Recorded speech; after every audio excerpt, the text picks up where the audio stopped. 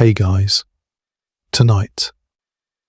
Imagine crossing frozen ground in shoes so damaged that later accounts said some soldiers could be tracked by the blood from their feet. The ground beneath you is hard in one place and ankle-deep mud in another. Your coat is too thin. Smoke from hundreds of small fires hangs among bare trees, stinging your eyes while doing very little for your back. Somewhere nearby, an axe strikes a trunk again and again. Farther down the road, a wagon wheel sinks and refuses to move. This is Valley Forge in December 1777. Tonight, we are going to discover how Revolutionary War soldiers survived the freezing winter here, not through courage alone, and not because suffering somehow made them invincible, but because an exhausted army slowly built an entire system for remaining alive. Before we begin, you can leave a like or subscribe if you genuinely enjoy these quiet journeys into the past. And tell me where you are listening from, and what time it is there. Dim the lights, turn on a fan if you like, and let us enter the winter camp. George Washington did not choose Valley Forge because it was comfortable. He chose it because it was useful. The British had captured Philadelphia, the largest city in the new United States, and the former seat of the Continental Congress. Washington's army had failed to stop them at Brandywine and Germantown. Congress had fled. British officers occupied houses in the city while their soldiers used barracks, workshops, public buildings, and whatever other shelter the occupation offered. Washington needed winter quarters close enough to watch the British, protect the surrounding countryside, and interfere with any movement toward the interior of Pennsylvania. He also needed a position that could be defended if the enemy attacked. Valley Forge offered high ground above the Schuylkill River, open areas for observation, wooded slopes for timber, and natural barriers along several approaches. It stood roughly 20 miles northwest of Philadelphia, close enough to remain a threat, but not so close that the British could simply walk out of the city and overwhelm the encampment before the Americans formed their lines. On a map, the choice made sense. For the soldiers arriving there, the map was not the problem. On December 19, 1777, more than 12,000 Continental soldiers began moving into the area. Lieutenant Samuel Armstrong recorded the army's arrival after a difficult march marked by poor roads and inadequate provisions. The men did not enter a prepared military base. They entered farmland, forest, slopes, streams, mills, and scattered buildings. There were not enough houses, barns, workshops, or public structures to shelter an army. Most soldiers would sleep under canvas until they built something better. A military camp is often imagined as a tidy arrangement of tents, flags, horses, and cooking fires. In reality, an army settling into winter quarters was closer to a small city being assembled during an emergency, except the citizens arrived hungry, the roads were failing, the currency was weak, and nearly everyone had brought a musket instead of a toolbox. Some men lacked proper coats. Others owned blankets worn thin by months of campaigning. Many shoes had split, lost their soles, or become too damaged to protect the feet inside them. Men wrapped cloth around broken footwear or directly around bare skin. Then the weather worked on every weakness. The popular image of Valley Forge is a continuous white landscape beneath deep snows. Frost, ice, And severe cold were certainly part of the winter, but so were rain, thawing soils, slush, wet clothing, and mud. A hard freeze could make a road firm. A thaw could destroy it. Wagon wheels sank into softened ground. Horses leaned into harness and failed to move the load. Rain entered tents and soaked bedding. Then the temperature fell again, stiffening cloth, leather, and mud around the soldiers' feet. It was less like living inside a beautiful winter painting and more like camping in a parking lot that changed between a freezer and a swamp every few days. And the army could not simply remain inside until conditions improved. Guards had to watch the roads, patrols moved through the countryside, animals required feed and water, firewood had to be cut and carried, food had to be purchased, transported, divided, and cooked. Defensive positions needed planning, weapons required maintenance, sick men needed care. Even survival created more work. During the first nights, Thousands remained in tents. Canvas could block some wind and rain, but it held almost no heat. The earth beneath the soldiers stayed cold and damp. Straw, leaves, or evergreen branches created a thin barrier when they could be found, though any bedding flattened quickly beneath crowded bodies. A fire outside warmed only the side facing it. Turn away, and the cold returned.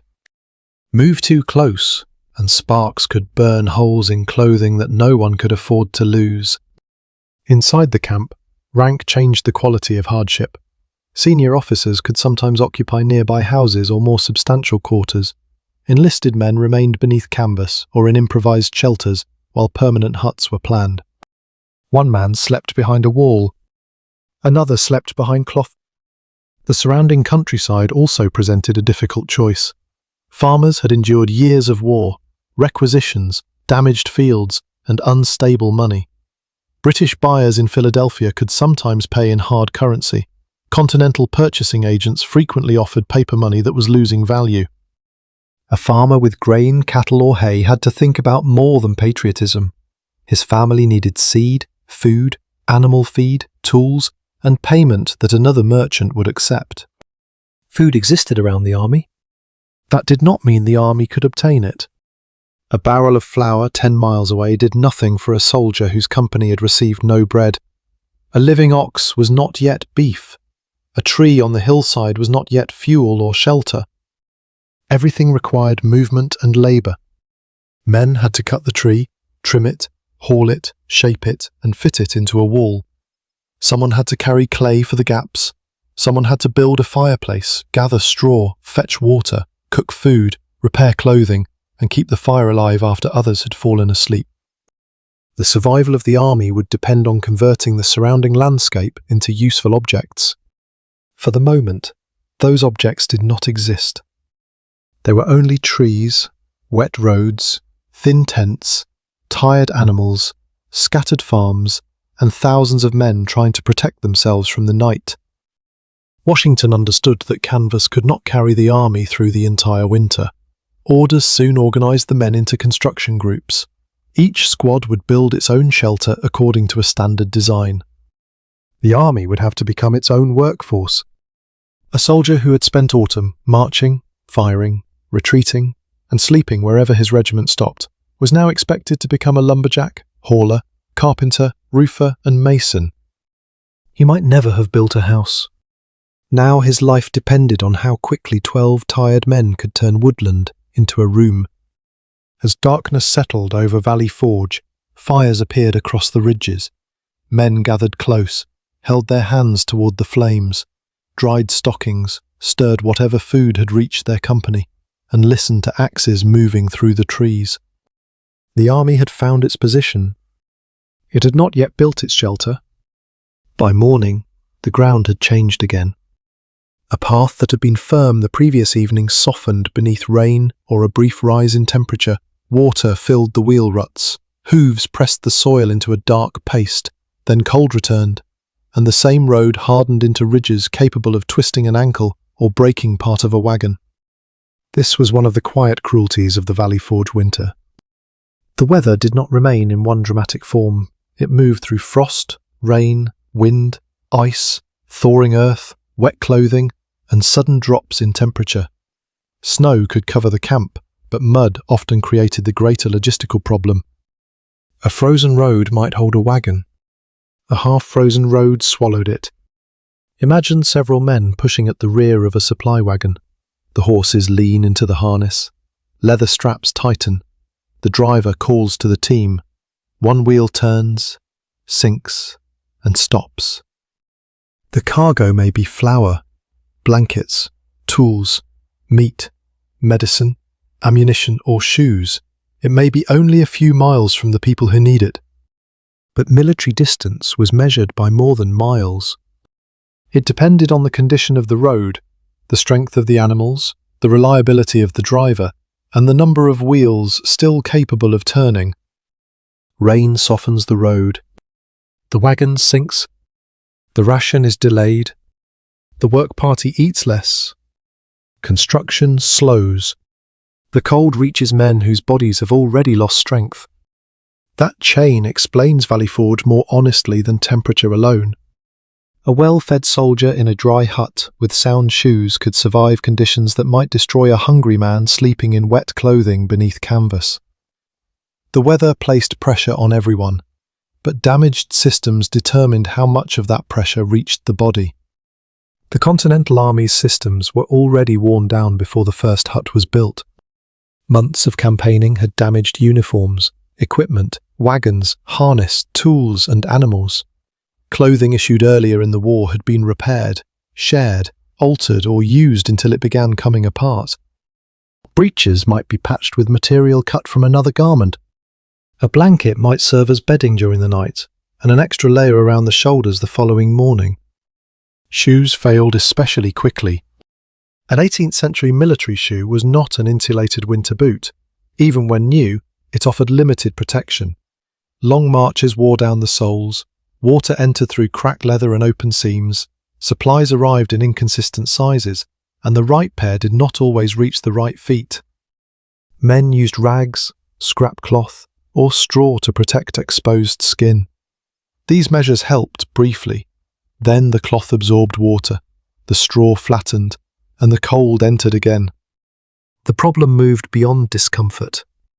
A man with damaged feet could not march efficiently. He could not remain on patrol for long hours, carry heavy timber, guide animals, or stand at a distant guard post without risking greater injury. A shortage of shoes became a shortage of usable soldiers. The duties remained. Guards still watched the roads. Wagons still required escorts. Firewood still had to reach the huts. Animals still needed feed. Sick men still needed assistance. The work shifted onto those who remained fit enough to perform it. Two soldiers in the same company could therefore experience the same winter differently. One possessed a serviceable coat, shoes, stockings, and a blanket.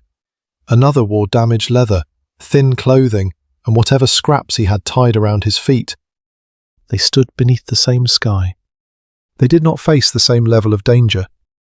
Rank made another difference. Some officers lived in houses or more substantial quarters.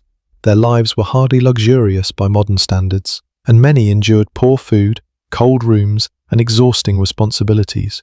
Yet a solid wall and roof altered the nature of hardship. Canvas moved with the wind. Canvas gathered moisture. Canvas offered almost no insulation. At night, enlisted men reduced heat loss by sleeping close together. Bodies beneath shared blankets held warmth better than isolated sleepers. Coats remained on. Shoes, when not soaked, were kept near enough to prevent the leather from freezing solid before dawn. Every small object acquired greater importance. A dry blanket meant retained body heat. A metal cup meant that warm liquid could be carried from the fire. A sound axe meant fuel, shelter, and repairs. The camp's open fires burned continuously, but an outdoor flame was a poor heating system. Wind carried warmth away. Wet wood smouldered. Green timber produced thick smoke. The man facing the fire warmed, while the man's back remained exposed. Thousands of fires also consumed timber quickly. The forest looked endless to one soldier. It was not endless to an army. Trees were needed for fuel. Huts, defensive works, bridges, furniture, animal pens, road repair, and tools. Every trunk had to be cut and moved without powered machinery. Axes dulled, handles split, men slipped on frozen slopes, horses dragged heavy timber when strong teams were available. The landscape resisted being converted. Water required similar effort. Streams and springs served men. Animals, cooks, laundresses, and medical workers. Around heavily used points, the ground became mud. Waste could move downhill toward the same water later lifted into cooking pots. At this stage, disease had not yet revealed the full scale of its danger. Cold was easier to understand. You could feel it in the fingers. You could see frost on a blanket. You could watch a man limp because his shoes had failed. Disease often began quietly. In crowded sleeping spaces, dirty water, shared bedding, and exhausted bodies. Winter exposure did not always kill directly. It reduced the margin of safety. Hunger, wet clothing, poor sleep, smoke, and constant labour left men less able to resist infection when it arrived. This is where the Valley Forge legend becomes both true and incomplete. Men suffered from cold. Men marched with injured feet. Clothing shortages removed thousands from duty. But no amount of personal determination could pull a broken wagon from deep mud, replace a missing shoe, or make wet bedding dry. A soldier could not eat loyalty. He could not sleep beneath a speech. He needed shelter, fuel, food, transport, care, and enough organisation to place those things within reach. During the first days, those protections remained incomplete. Tents stood among trees that had not yet been cut. Fires burned beside walls that had not yet risen. Men waited for tools, orders, supplies, or simply enough daylight to continue working. The position above the Schuylkill protected the army from an easy British attack. It did not protect anyone from the ground. Before the soldiers could survive the winter, they would have to build a different world inside it. The first answer was canvas. It was the answer the army already possessed, the answer that could be unfolded from a wagon, stretched over poles, and made usable before darkness. Tents had followed the Continental Army through months of campaigning. They were familiar, portable, and reasonably quick to raise. They were not winter houses. At Valley Forge, a temporary object was being asked to perform a permanent job. A soldier might crawl through the entrance with mud on his shoes. There was no floor, only earth covered by a little straw, dry leaves, or evergreen branches if his company had found them. Blankets, packs, cartridge boxes, muskets, and personal possessions filled the narrow space. Outside, the fire weakened. Someone had to leave the shelter and feed it. This sounds simple until it must be repeated through the night. The wood may be wet, larger pieces need splitting, sparks rise toward the canvas. The soldier tending the flames warms his hands, turns his back toward the heat, and returns carrying smoke in his clothes. He has not defeated the cold. He has interrupted it. Inside, men arranged themselves as efficiently as possible. They slept close enough to share warmth and sometimes shared blankets that barely covered one person well.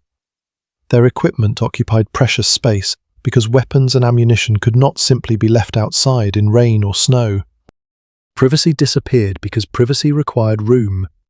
Silence disappeared because canvas carried sound, wind, coughing, animals, axes, wagon wheels, guards calling through darkness, and men returning from duty before dawn.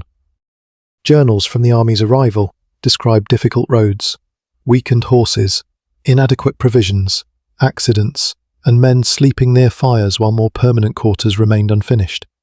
These were not restful evenings after a long campaign. The army had stopped moving. It had not yet arrived at anything resembling a home. Soldiers tried to strengthen temporary shelters with whatever the landscape offered. Branches could block part of the wind, brush could be piled around exposed sides, earth might be banked near the lower edge, straw or evergreen material could reduce direct contact with the cold ground. Each improvement consumed labour. Branches had to be cut. Straw had to be found or purchased. Dry material had to be protected from rain. The men were already short of food, tools, clothing, and energy. Survival demanded that they spend more of that energy correcting the weaknesses of their shelter. A tent leaked. A soldier added brush. The wind changed. He blocked another opening. The ground froze. He placed more material beneath the blankets.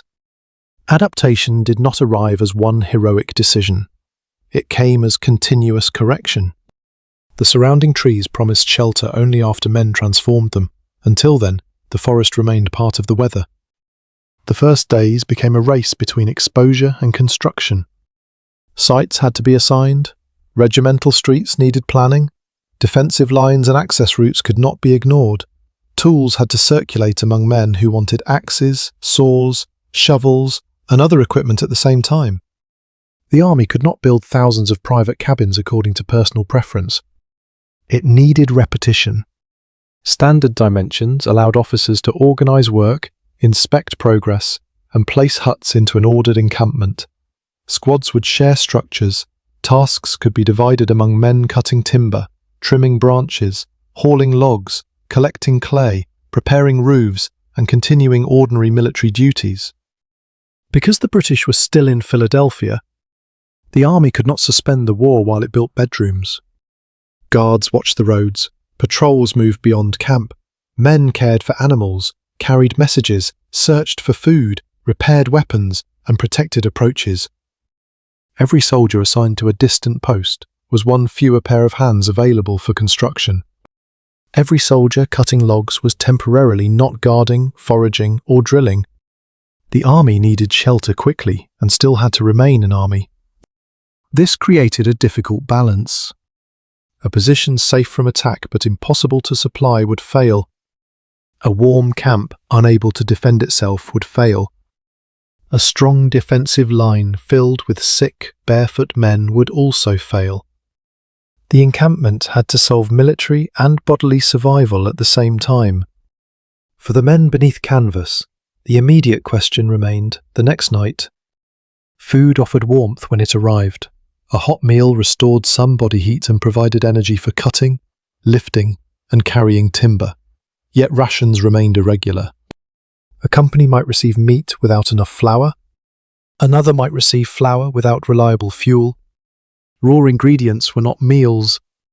Meat needed butchering, division, transport, and cooking. Flour required water, vessels, fire, time, and someone who knew how to make it useful. Fuel, therefore, supported two systems at once, heating and cooking. Time was just as important. A man spending hours on guard could not spend those hours building his hut. A man searching for food could not collect bedding. The sick man could do neither. The labour available to the army was always smaller than the number of names written on its rolls.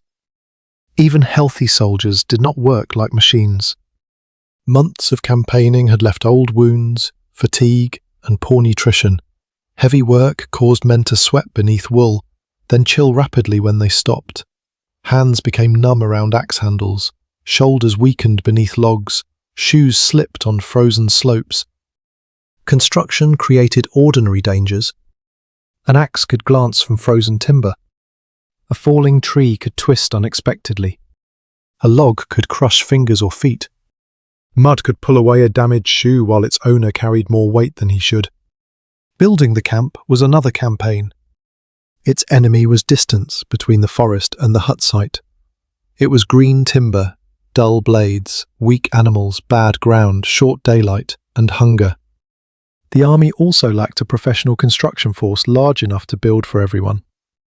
The soldiers would build for themselves. This brought men of different backgrounds into the same task. Some had worked on farms, in forests, or in building trades. Others had not. A man familiar with an axe could show another where to cut. A carpenter recognized a weak joint. A farm laborer understood how several men could move weight together. Knowledge became a shared resource. Military rank remained, but practical competence gained new importance. A private who knew how to fit logs could become more valuable at that moment than a gentleman who understood battlefield theory. Winter rearranged importance. It revealed the value of whoever could repair a shoe, sharpen a tool, find dry tinder, cook a difficult ration, stop smoke from filling a shelter, or care for a feverish companion. These were not small domestic skills surrounding the real war. They allowed the war to continue. The landscape changed audibly before it changed visibly. Axes echoed from one regimental area to another. Trees cracked and fell. Branches were cut away. Men shouted as they dragged or rolled trunks. Fires warmed hands and softened clay. For a time, everything looked unfinished. Canvas tents stood among stumps. Half-built walls rose beside muddy lanes. Roof materials waited in piles. Smoke passed through frames without doors. Yet every cut altered the balance. A tree became a log. A log became a wall. A wall slowed the wind. Several walls created a room, and a room, however crowded, could hold human warmth and fire more effectively than canvas. The tents had kept the army alive long enough to begin. Now the real shelter had to rise. A Valley Forge hut began with 12 men and a rectangle marked on the ground. Washington's orders called for enlisted men's huts roughly 14 feet by 16 feet, with walls about 6.5 feet high at the eaves. It was not a house in the ordinary sense. There would be no private rooms, no polished floor, no glass window beside a comfortable chair. It was a military shelter designed to be repeated hundreds of times. Across the ridges, similar structures rose in orderly lines until the temporary encampment began resembling a rough wooden town. One hut served a squad of 12 enlisted soldiers. Officers received different arrangements according to rank, but the ordinary soldier's winter world would be shared with 11 other men. 14 by 16 feet sounds reasonable when empty. Add 12 bodies, muskets, cartridge boxes, coats, blankets, tools, cooking vessels, firewood, wet shoes and personal bags, and the room becomes much smaller. The soldiers received standard dimensions and practical directions. The quality of each hut still depended on the health, tools, experience, and patience of the men building it. Some squads included farmers, carpenters, or labourers comfortable around timber. Others learned while working. The first task was clearing the site. Brush had to be cut. Roots, stones, frozen soil, and uneven ground resisted tools. Drainage mattered because water flowing beneath or around the structure could turn the floor into mud during every thaw. The men were not simply placing walls on land. They were trying to persuade water, smoke, wind, and gravity to behave. Then came the trees. A soldier cut a notch into one side of the trunk. The axe entered, withdrew, and entered again. Chips gathered near his feet. Another man took over when shoulders tired. The direction of the fall mattered. Nearby workers needed warning. Branches could catch in neighbouring trees, causing the trunk to twist or hang dangerously. A deeper crack moved through the timber. Men stepped back. The tree leaned, broke through smaller branches, and struck the ground. It was no longer scenery. It had become material. Branches were removed, the trunk was cut into usable lengths, green timber was heavy, hut sites were not always beside the exact trees chosen for construction. Several men pulled each log, others rolled it with poles. Animals helped when teams were available and strong enough. One log demanded several bodies. One hut demanded many logs. An encampment of roughly 1,500 huts demanded that the surrounding landscape be reorganized. The army had standardized the size of a bedroom before it had reliably standardized dinner. The first courses of timber were placed along the marked rectangle. Corners needed to interlock strongly enough to hold the walls. New layers rose slowly.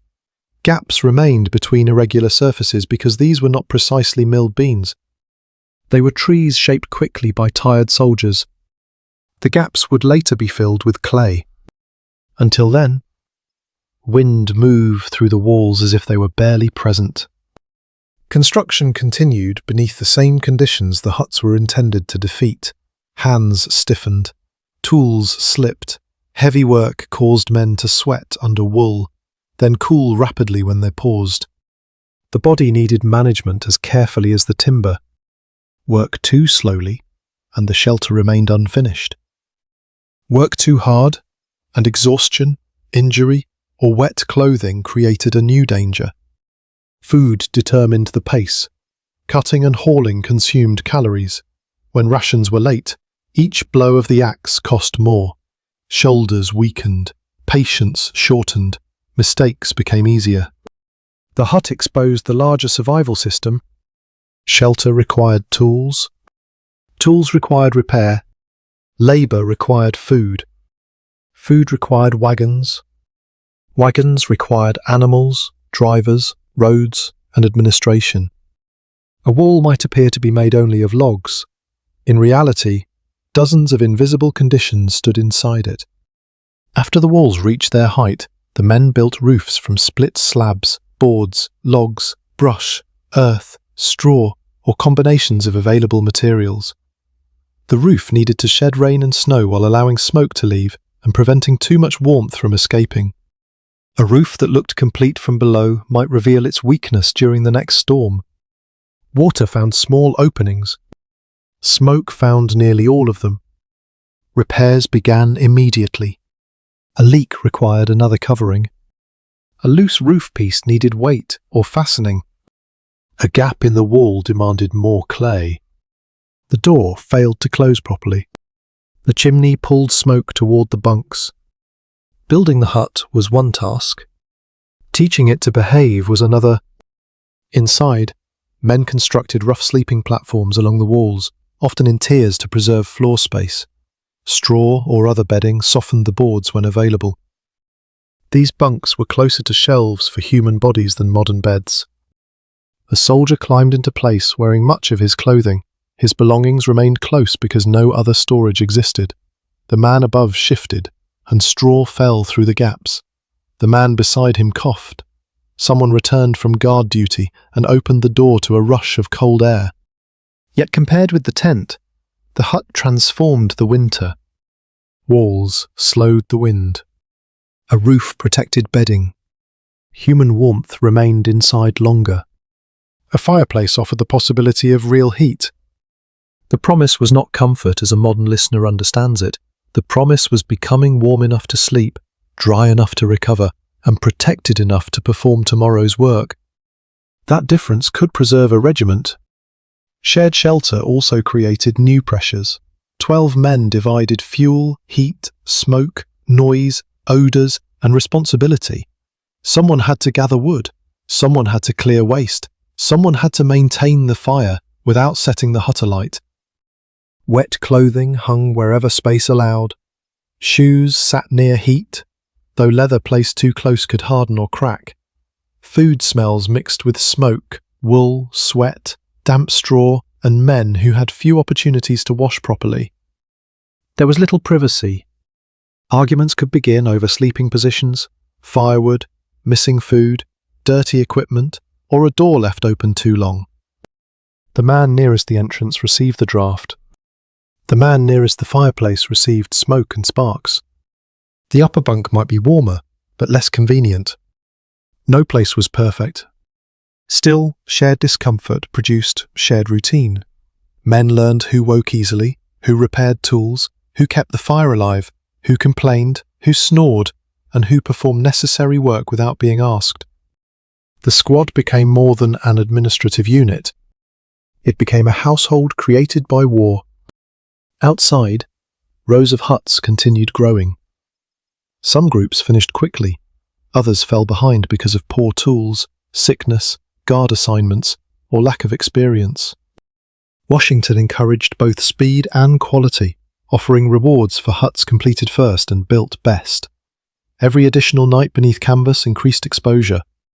But haste created weakness. A poorly fitted roof saved time until rain arrived. Thin clay appeared sufficient until it dried and cracked. A careless chimney could fill the hut with smoke or ignite the wall. Shelter was not merely four walls. It was a relationship between wall, roof, floor, door, fire, weather, and human behaviour. When one part failed, the whole room felt it. By late December and early January, the ridges had changed. Tents were joined and increasingly replaced by lines of log huts. Stumps filled the surrounding ground. Smoke rose from crude chimneys. Men who had entered Valley Forge carrying muskets now stood inside rooms they had built themselves. The huts were crowded. They were dark. They were rough enough to make a modern garden shed appear luxurious. But when winter wind crossed the plateau at night, it struck timber instead of canvas. For the first time since arriving, 12 men could close a door between themselves and the cold. Closing the door did not make the hut warm. It gave the men a chance to keep warmth from escaping. The difference depended on a small fireplace, a clay-lined chimney, and a fire that had to be fed almost continuously.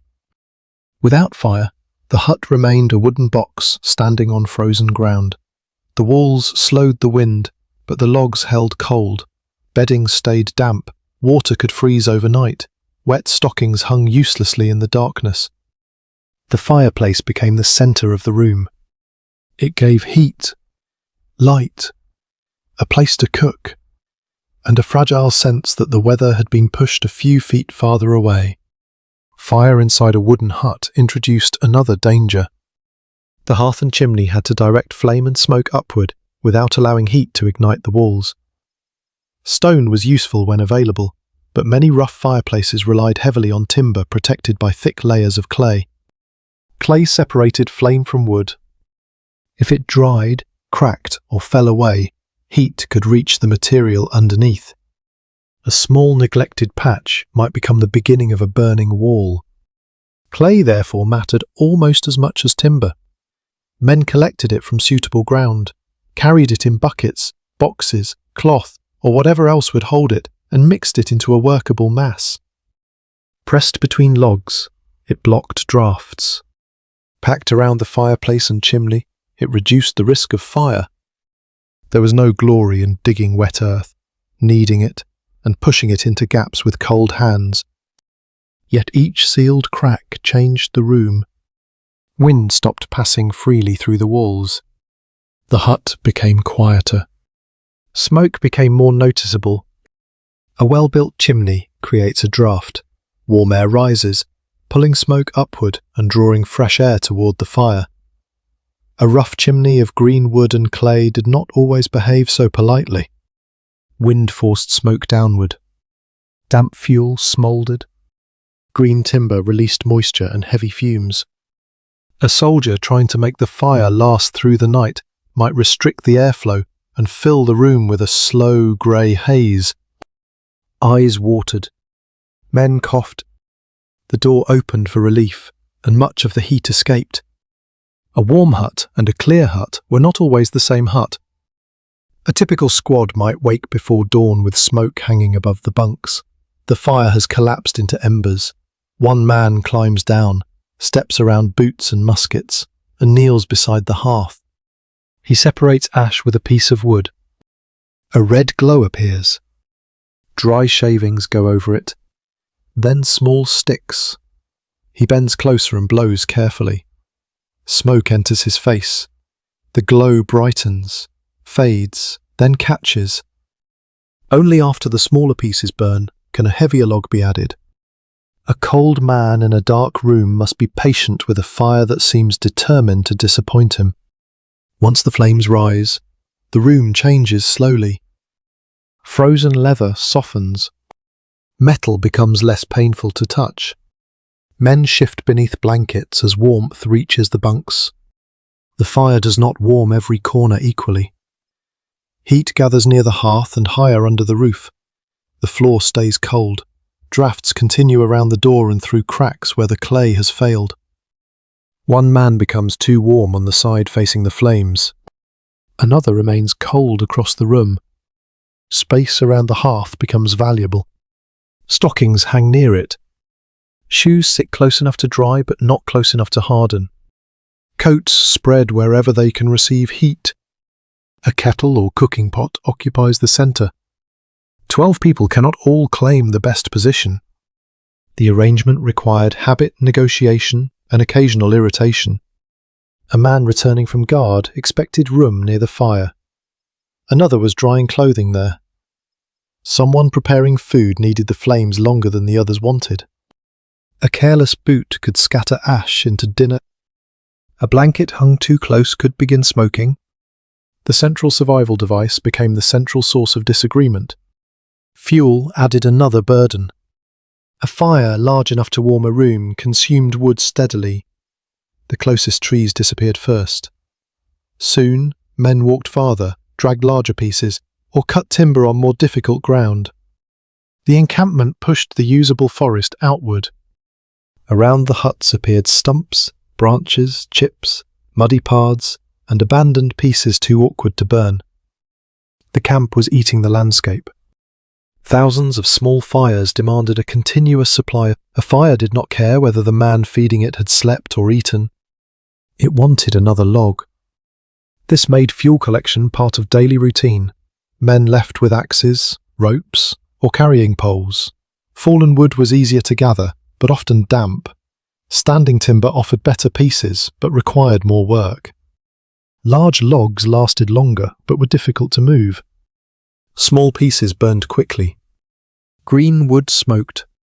Dry wood became precious. Cooking complicated the arrangement. The same flames used for heat prepared whatever ration reached the squad. Meat could be boiled or roasted. Flour might become bread, dumplings, or a rough mixture depending on the equipment and the experience of the cook. Not every soldier knew what to do with unfamiliar raw ingredients. Some had cooked regularly before the war. Others had relied on wives, mothers, sisters, servants, boarding houses, or taverns, and now discovered that flour did not become bread merely because someone was hungry. A poor cook could waste scarce food. He might burn the outside and leave the center raw. He might use too much water. A cracked pot might leak directly into the fire. Hunger made men less demanding. It did not make every meal good. Warm food still offered more than taste. Hot liquid restored feeling to cold hands. Fat and flour provided energy for cutting timber, guarding roads, and moving supplies. Steam filled the hut. For a few minutes the smell of cooking displaced smoke and wet wool. The hearth also became a social space. A musket lock could be cleaned there. Clothing could be repaired. A letter might be read aloud for someone unable to read it himself. Men played cards, exchanged stories, complained, joked, and occasionally sat without speaking. Timothy Pickering, writing in early January, described the log huts as warm and tolerably comfortable once they were properly chinked with clay. In the same period, he recorded that hundreds still remained unfit for duty because they lacked clothing and shoes. The contrast captured Valley Forge perfectly. A soldier could possess a warm hut and still be unable to leave it. The room protected the body only if other systems supported the man inside. Within each hut, men learned one another's habits. Who saved part of his ration? Who ate immediately? Who placed wet wood on the flames? Who used more fuel than he replaced? Who woke to tend the embers without being asked? The most reliable man was not always the strongest or loudest. Sometimes he was the one who understood that morning warmth depended on preparation before sleep. He set aside dry tinder. He placed the next logs within reach. He checked the clay around the hearth. He banked the coals so embers might remain at dawn. His success produced no dramatic event. The hut did not burn.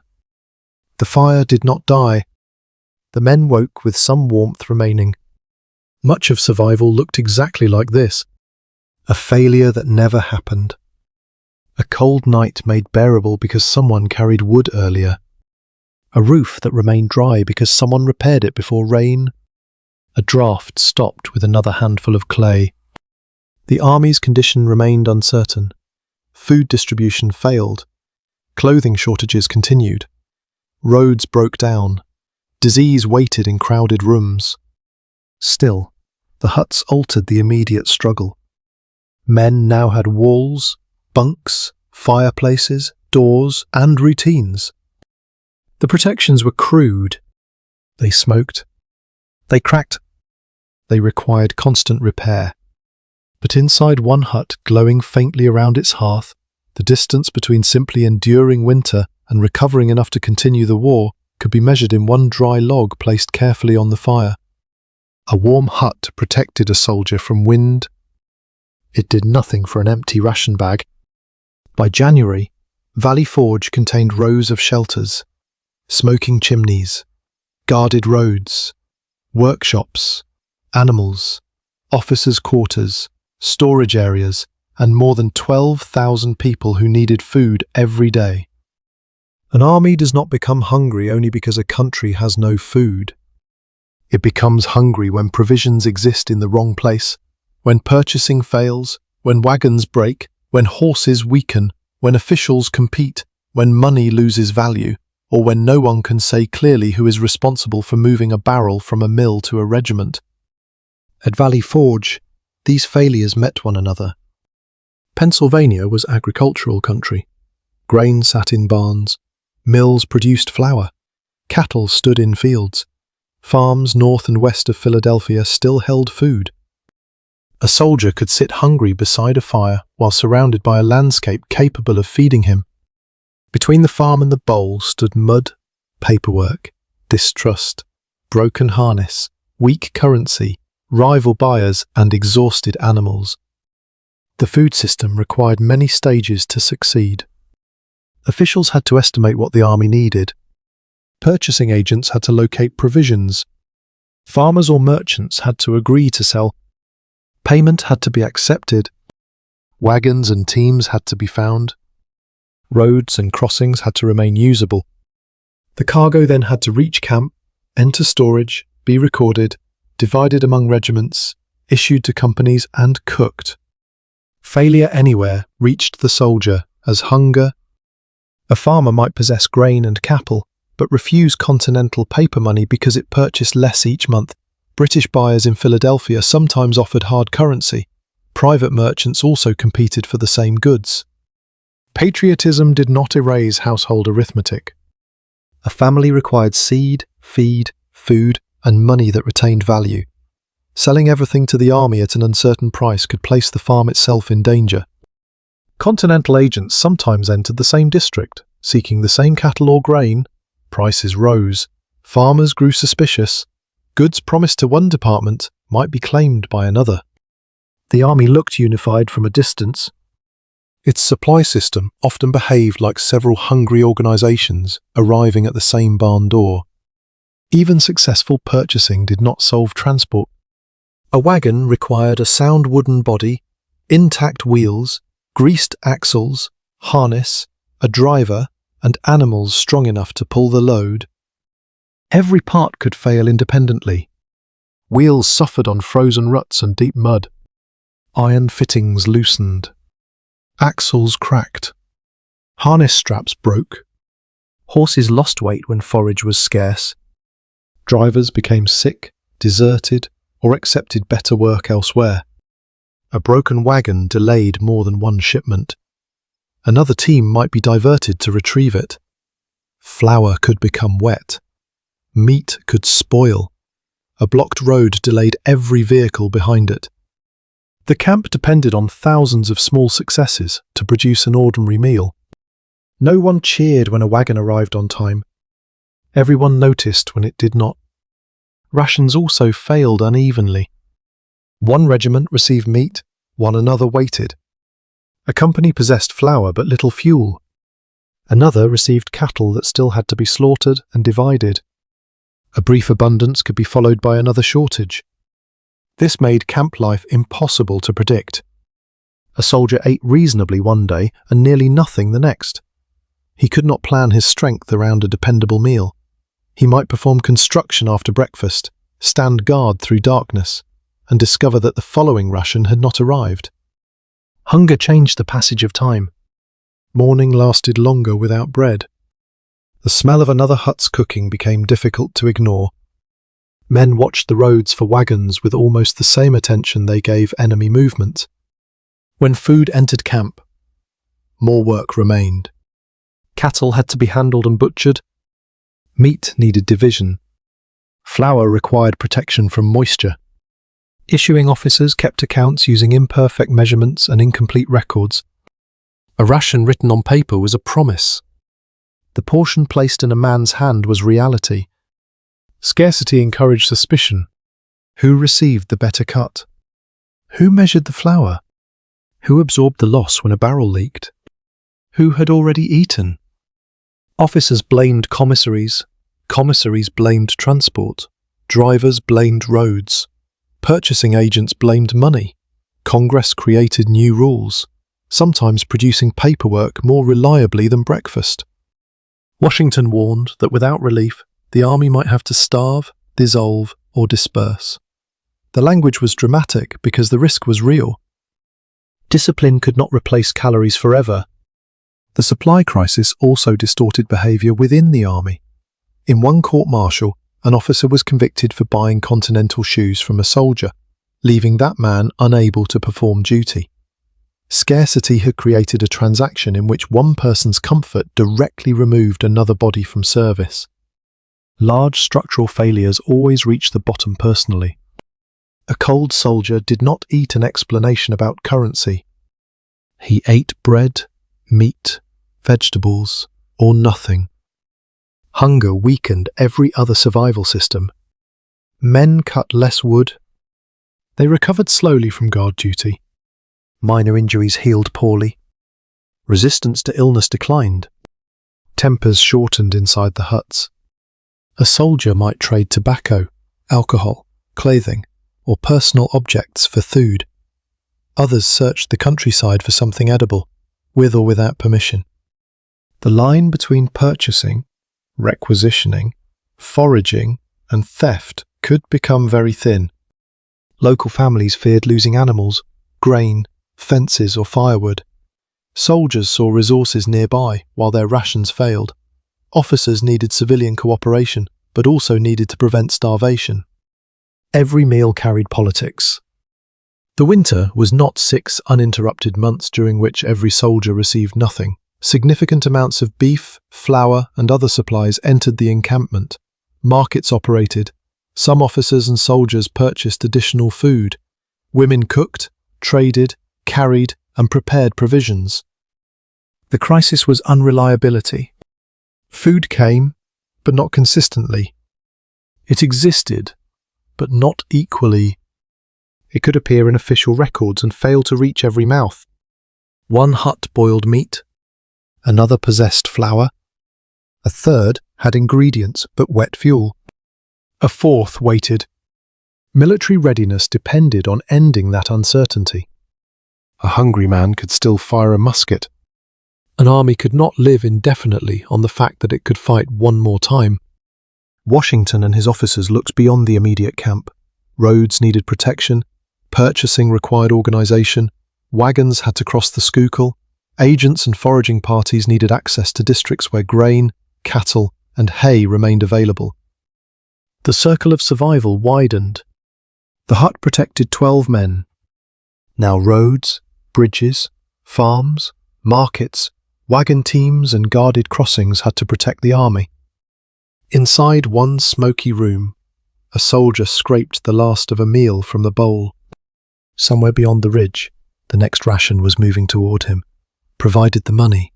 Road, wagon, animals, driver and officials responsible for all of it managed not to fail. The next meal often began beyond the river. North and west of Valley Forge lay farms, mills, barns, roads, and communities that still held grain, cattle, hay, vegetables, and other supplies. Reaching them required a dependable crossing of the Schuylkill.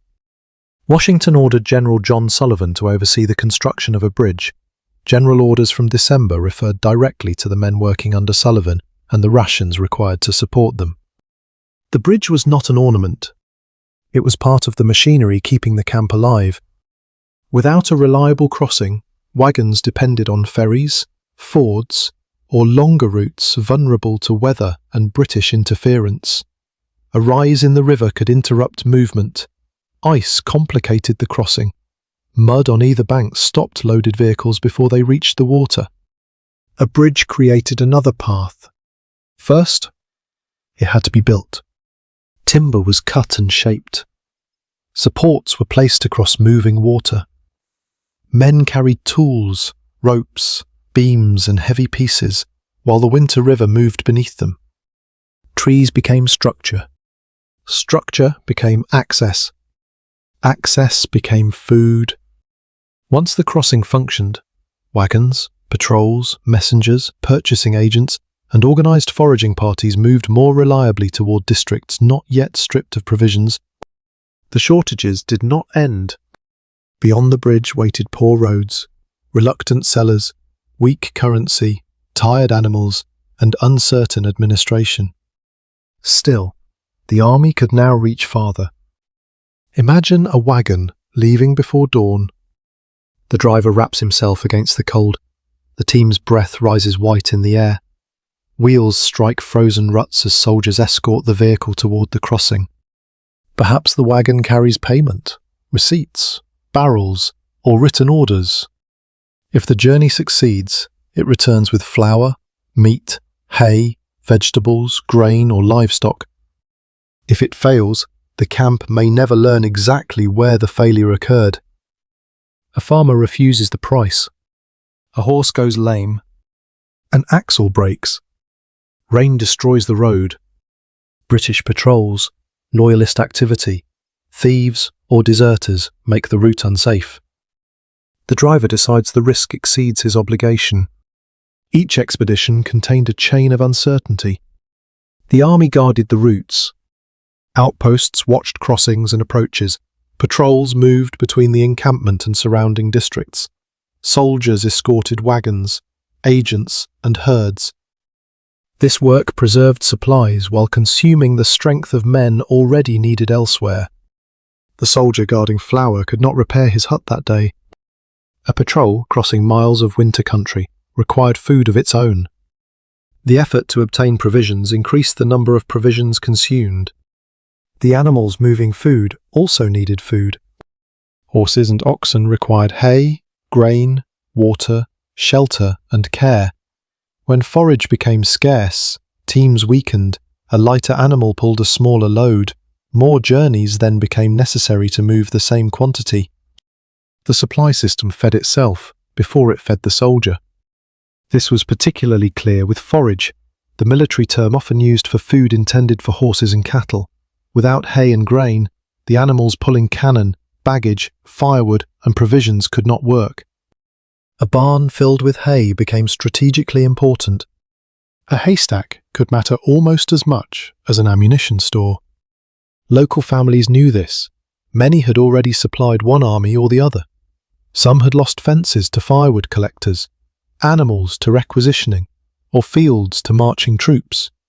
Others feared British punishment if they openly assisted Washington. The countryside was not an abandoned pantry. It was inhabited by families trying to survive the same war. Continental officers attempted to control plunder. Washington issued orders threatening punishment for soldiers who robbed civilians beyond the Schuylkill. The need for such orders revealed how close organised foraging stood to abuse. A hungry soldier might see a chicken, sack of meal, or pile of firewood and believe necessity gave him a right to take it. The farmer saw the winter food of his household disappearing. Both understood hardship. Organised purchasing and foraging attempted to contain the conflict. Agents acquired goods through authorised methods. Receipts were issued when payment could not be made immediately. Officers directed parties toward particular districts rather than allowing men to scatter independently across the landscape. Organisation did not remove coercion. It reduced chaos. A controlled foraging party moved with a purpose. It might seek cattle, grain, hay, or wagons. Officers kept the men together, negotiated or requisitioned supplies, and arranged transport back to camp. The return could be slower than the outward journey. Cattle did not march like trained infantry.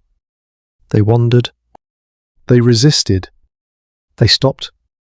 A frightened animal could injure a handler or vanish into woodland. Men moved beside and behind the herd, directing it along frozen or muddy roads. Grain and flour were easier to control, but vulnerable to water sacks required covering. A torn container left a pale trail behind the wagon, every spilled handful representing food that would never reach a hut. When a convoy approached Valley Forge, its arrival became visible before anything was distributed. Guards opened the route. Drivers called to the teams. Animals moved between rows of huts. Men looked up from work as wheels passed. The supplies then entered administration again. They were recorded, stored, divided, and issued. The successful journey had brought food into camp. It had not yet placed food into a bowl. Markets offered another route. Civilians entered or operated near the encampment to sell eggs, milk, vegetables, meat, alcohol, clothing, and other goods. Access remained unequal. An officer with personal money could improve his meals. A private paid irregularly in depreciating currency had fewer choices. A soldier without cash or something useful to trade might smell food cooking nearby and remain unable to buy it. The market proved that food existed. It also exposed the difference between availability and access. Women helped convert provisions into meals. Some accompanied soldiers as wives or family members. Others came from surrounding communities to cook, trade, carry, wash, and nurse. The sack of flour still needed hands. So did a kettle, a shirt, and a feverish body. The traditional image of Valley Forge often places one barefoot soldier in snow and asks us to admire his endurance. Behind that man stood a bridge builder, farmer, driver, guard, purchaser, animal handler, cook, and repair worker. Survival was distributed among people who might never know one another's names. By late winter, guarded roads, the bridge, markets, purchasing operations, and foraging parties allowed more supplies and fodder to enter camp. Each delivery reduced the pressure slightly. A ration restored strength. Strength allowed work. Work maintained roads, huts, fires, wagons, and defences. The system could begin supporting itself rather than collapsing inward. But every expansion carried cost. More guards were needed. More animals had to be fed. More civilians became entangled with military demands. More soldiers spent hours outside the protection of the huts. Inside camp, a man could hold a piece of bread and see only his evening meal. In reality, he held the final result of a bridge, a guarded road, a difficult bargain, a wagon, an exhausted team, and many hands that had prevented the flour from disappearing before it reached him. Food restored strength only if a soldier could stand, walk, carry timber, guard a road, and remain outside long enough to do the work. For that, he needed clothing. At Valley Forge, the difference between a sound coat and a torn one was not cosmetic. A missing shoe could remove a man from duty as completely as a wound. Wet stockings turned a short patrol into hours of pain. A blanket helped determine whether sleep restored the body or merely continued the struggle through darkness. On December 23, Washington reported that 2,898 men in camp were unfit for duty because they were barefoot or otherwise inadequately clothed. They had not disappeared from the army. Their names remained on the rolls. They still needed shelter, food, fuel, and care. But they could not perform the work expected of healthy soldiers. A regiment might contain hundreds of names and far fewer usable bodies. The duties continued regardless. Guards stood at redoubts. Patrols watched the approaches from Philadelphia. Wagons needed escorts. Firewood had to be cut. Supplies required unloading. The work moved on to the men who possessed serviceable clothing. A soldier with sound shoes might therefore spend more time outside because another man had none. The better equipped man was safer from the ground, but more exposed to weather and fatigue. Clothing inequality redistributed danger. Two men shared a hut and belonged to the same company. One stood guard through the night while the other remained by the fire because damaged feet made the road impossible. One endured exposure. The other endured dependence and the possibility of being regarded as useless. The best-known clothing problem was the shortage of shoes. An 18th century shoe consisted mainly of leather, with little insulation and limited protection even when new. After months of campaigning, many were new only in memory. Soles wore through, seams opened, heels loosened, leather cracked. Water entered and soaked the stocking, cold fabric pressed against the skin. Friction created blisters and split the flesh. Later accounts described men leaving traces of blood on frozen ground. Washington himself wrote that the army's marches could be traced by blood from the feet. The exact image should not be made into a scene witnessed everywhere. The underlying hardship was documented. A soldier might wrap cloth around the shoe or directly around his foot. Straw added brief insulation. Neither solution remained effective once wet. Imagine leaving a hut before dawn with cloth tied around one foot. The ground feels hard until your weight breaks through a frozen crust into mud. Water enters near the toes. You continue because the guard post cannot remain empty. When you return, the wrapping is dark, wet, and stiff with dirt. It must be removed carefully. If no dry replacement exists, the same cloth is placed near the fire and worn again. The hearth helped and harmed. Leather dried too close to strong heat could shrink, harden, or split. Wet shoes placed directly beside the flames might become less usable. Stockings could scorch. A soldier might discover that the only covering for his foot now carried a burned hole. Drying required patience. The item needed warmth without damage. It had to be turned. Steam rose. The hut filled with the smell of wet wool, leather, smoke, and feet. 12 men produced a great deal of damp material. One fireplace offered very little drying space. Coats and blankets demanded maintenance as well. Wool retained some warmth while damp, but wet wool became heavy and slow to dry. Buttons disappeared, seams opened at the shoulders and under the arms, elbows and cuffs wore thin. A needle, thread, spare button, scrap of cloth, and someone who knew how to use them could return a garment to service. Soldiers performed some repairs themselves. Women washed and mended clothing. Tailors, shoemakers, and artificers handled damage beyond ordinary stitching. A repaired seam placed a man back on duty. A patched shoe allowed him to carry food. A mended blanket preserved sleep. The army depended on objects being prevented from reaching the end of their usefulness. A damaged coat provided cloth for another. Leather was cut from worn equipment. Buttons moved between garments. Blankets received patches of whatever material could be spared. Nothing useful was truly old until no useful part remained. Fit created another problem. A coat too large allowed cold air to enter and interfered with movement. One too small strained at the seams. Shoes of the wrong size crushed toes, caused blisters, or slipped from the heel. The existence of a garment did not guarantee that it solved the need. Supply officers had to place the right object on the right body. A shipment could contain coats but few breeches. Shoes could arrive without enough stockings. Blankets reached one brigade, while another remained short. The numbers inside a storehouse might look encouraging, while the pattern of need across camp remained uneven. This resembled the food problem. Supply existed. Access failed. Even within a company, private support mattered. Some men received clothing or money from families. Officers with personal resources could purchase additional garments.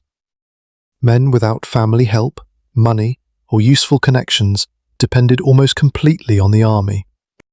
Winter exposed differences that uniforms were supposed to hide. A uniform suggested sameness. The bodies inside were not equally protected. Civilian labour stood behind every finished garment. Someone raised sheep, spun wool, worked a loom, cut cloth, sewed seams, packed the coat, drove the wagon, recorded the shipment, and issued it. Only then could a soldier place it around a body already cold. Warmth was produced by a network. As deliveries and repairs improved, some men returned to duty. The shortages did not vanish, and many remained poorly equipped. Each repaired shoe still increased the number of bodies available to sustain the camp. One more man could patrol. One more could escort a wagon. One more could carry fuel. The effect spread from the foot into the entire army. Inside a hut, a soldier held damaged leather near the fire, while another worked a needle through the material. Stockings hung from pegs. Blankets released steam into the smoky room. Nothing dramatic occurred. No enemy line broke. But when the repair was finished, One more man could step outside and take part of the burden from those who had been carrying it for him. A soldier did not survive Valley Forge by himself. Even the man standing alone at a guard post depended on people he could not see. Someone had repaired the coat across his shoulders. Someone carried flour toward his company. Someone tended a patient so another healthy soldier could remain on duty. Someone washed linen, sharpened tools, guided animals, prepared medicine, stitched shoes, or kept a wagon moving. The familiar picture of Valley Forge often removes these people. It leaves one barefoot soldier walking through snow. The suffering is real. The solitude is misleading. Valley Forge was not merely a collection of fighting men. It was a working community containing women, children, servants, drivers, craftsmen, medical workers, labourers, traders, cooks, laundresses, animal handlers, and civilians moving between military and household life. Many carried no musket. The army relied on them. Historians estimate that perhaps 250 to 400 women were present at Valley Forge at different times. The records cannot identify or count every one. Some were soldiers' wives. Others were mothers, daughters, widows, servants, nurses, traders, or women from nearby communities who came to work or sell goods. Their circumstances differed sharply. A woman connected to an officer's household might possess better shelter and access to food. The wife of an enlisted man could share the uncertainty of his company and depend on the same unreliable rations. The army did not treat these women simply as visitors. It used their labour. Jane Norton appeared in records, receiving rations as a nurse. Mary Gayer washed and mended clothing for the 13th Pennsylvania Regiment. Their names survive because the army recorded a small part of the work they performed. Many other names disappeared. Laundry was not a gentle domestic activity beside a warm stove. It meant carrying heavy cloth toward cold water, heating water when fuel and kettles were available, scrubbing material marked by mud, smoke, sweat, grease, blood, and illness, then attempting to dry everything in damp winter air. A wet shirt needed to become wearable before its owner required it again. Clean clothing did more than improve comfort. It reduced lice, removed filth, protected damaged skin, and gave exhausted bodies a better chance to recover. Bedding also needed airing or cleaning. In huts where men shared bunks, blankets, and close spaces, neglected cloth could help parasites and disease move from body to body. Laundry belonged to military health. So did mending. Needles passed through stockings, shirts, breeches, coats, and blankets. Material from one ruined garment strengthened another. Success remained almost invisible. A shirt stayed intact. A blanket returned to a bunk. A soldier continued wearing his coat. Nothing dramatic happened because someone intervened before complete failure. Cooking formed another hidden protection. Rations often arrived as raw materials. Flour, meat, vegetables, or grain required preparation. Soldiers cooked for their mess groups, but women also carried water, managed fires, prepared meals, and made irregular supplies usable. Skill mattered. A careful cook stretched a small quantity, saved fat, softened tough meat, or prevented flour from being wasted. A ration prepared badly ended hunger briefly. A ration prepared well supported a day of labour. Women also sold food and goods inside the camp economy: eggs, milk, vegetables, bread, alcohol, cloth, and other items moved through formal and informal markets. This created opportunity for some and frustration for others. An officer or soldier with money purchased more than the issued ration. A poorer man watched food pass nearby without being able to buy it. Nursing brought women into dangerous spaces. The sick required water, clean cloth, warmth, food, washing, and observation. Surgeons could prescribe treatments, but patients still needed someone to perform the repeated physical work of care. A feverish man might not feed himself. A patient weakened by dysentery could not keep his bedding clean. Someone lifted the cup. Someone changed the straw. Someone stayed through the night. Care was not a soft addition to the army. It was one of its mechanisms. Children were also present, though their experiences are even less visible. Some travelled with parents attached to the army. They lived among weapons, smoke, animals, illness, and constant work. A child might gather small pieces of fuel, carry light objects, assist with water, or watch younger children. The camp was not designed for them. War rarely waited for families to become convenient. Black soldiers served throughout the Continental Army, including at Valley Forge. Estimates suggest that perhaps 8 to 10% of the soldiers there were black. Some were free. Some had escaped slavery. Others served under conditions still shaped by coercion and ownership. Their experiences differed across states, units, and individual circumstances. They entered the same huts, stood the same guards, endured shortages, and performed the same military labour as other enlisted men. Race still shaped what liberty meant after the camp.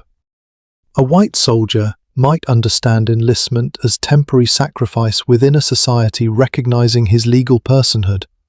A black soldier could fight for a revolution speaking of freedom while living in a country where that freedom remained incomplete or denied.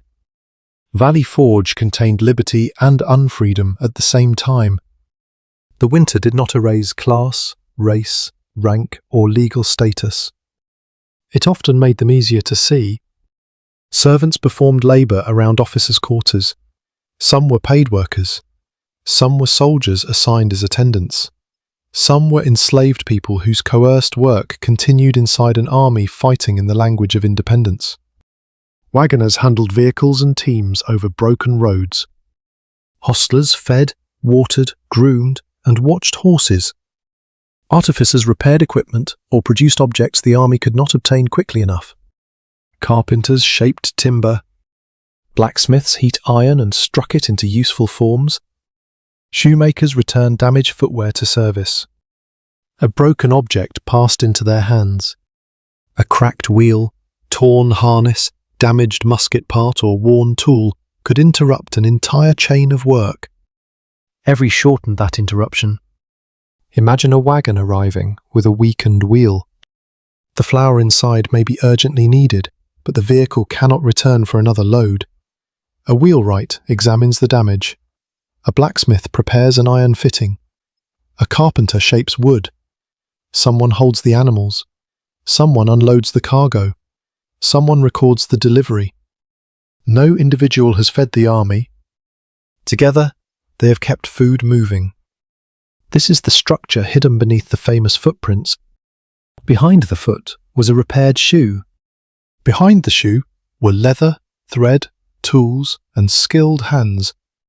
Behind the soldier were cooks, washers, nurses, drivers, farmers, craft workers, and family members whose names rarely entered the larger story.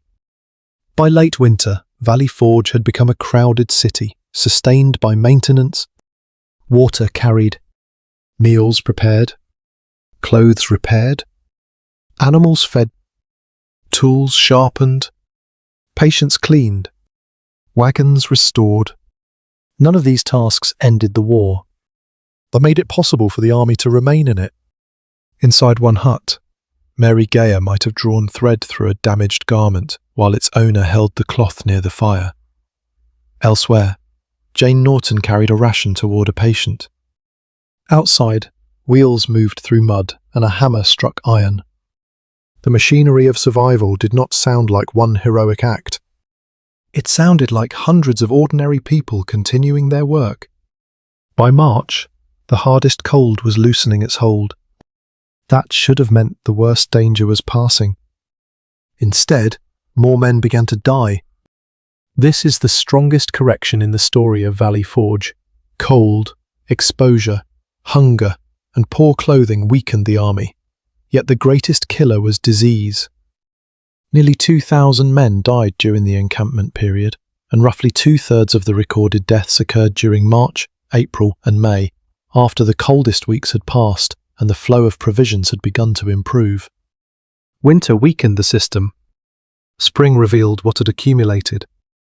Thousands of people had spent months crowded inside a temporary city built quickly from green timber and clay. Men shared bunks, blankets, vessels, smoky air, and limited water sources. Clothing was washed irregularly. Waste accumulated when discipline, distance, or exhausted labour failed to remove it.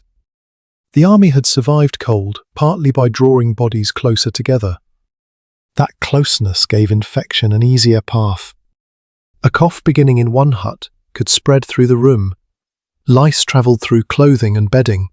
Water appeared clean while carrying contamination no one could see. 18th century physicians did not understand bacteria or viruses as modern medicine does. They could not observe germs moving between bodies. They did recognize patterns. Crowding, foul air, dirty bedding, bad water, poor drainage, and accumulated refuse were associated with sickness. Cold announced itself clearly. Disease often began as fatigue. A soldier wakes feeling heavier than usual. His joints ache. He assumes guard duty or poor sleep is responsible. He dresses and discovers that his hands do not move properly. The hut feels strangely warm while everyone else complains of cold. By evening, he shivers. The following morning, another man begins coughing. Soon, one bunk stands empty because its occupant has been moved to medical care. The hut that protected its occupants from wind has become a place where illness circulates.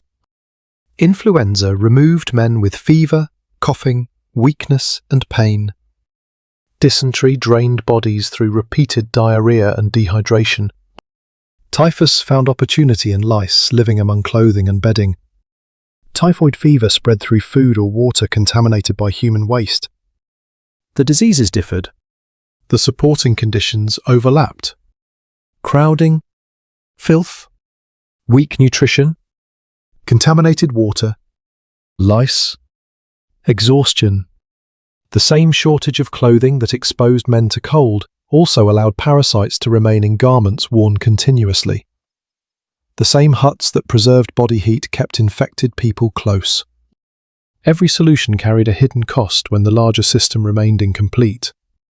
Water became one of the quietest dangers. A stream or spring looked clear. Soldiers filled buckets. Cooks used it. Animals drank nearby. Laundry work occurred further along the bank. Rain carried material downhill from crowded streets, animal areas, refuse pits, or badly placed latrines. Nothing in the cup warned the man holding it. He drank because thirst was immediate and contamination invisible. Waste removal depended on discipline and labour. Latrines needed appropriate placement, regular covering, and replacement. Kitchen refuse and animal remains had to be buried or removed. Streets and drains needed attention as frozen soil softened. Thousands of small failures joined together. A sick man could not reach the proper latrine. A refuse pit remained uncovered. A bucket was emptied near water. Bedding stayed damp after days of rain. A shirt was worn too long because no replacement existed. Each problem appeared local. Disease connected them. The thaw added difficulty. Ground that had held waste in place softened. Mud spread through streets and around water points. Men carried it into huts. The smell of camp changed. Winter smoke and cold soil gave way to wet timber, manure, damp straw, refuse, and sickness. Spring did not immediately clean Valley Forge. It released what winter had preserved. The sick increased pressure on the healthy. A man confined to a hospital or hut no longer stood guard, collected fuel, unloaded wagons, repaired roads, or drilled. Someone else absorbed his duty. Care demanded labour of its own. Water had to be carried. Food needed preparation. Bedding required changing. Patients had to be washed, moved, watched, and supported.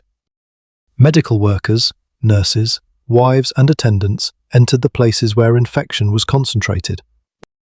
Their work saved lives while placing their own health at risk. Disease created a circle. Weak men needed care. Care exhausted healthy people. Exhaustion created more weakness. Improving food could not immediately reverse the damage.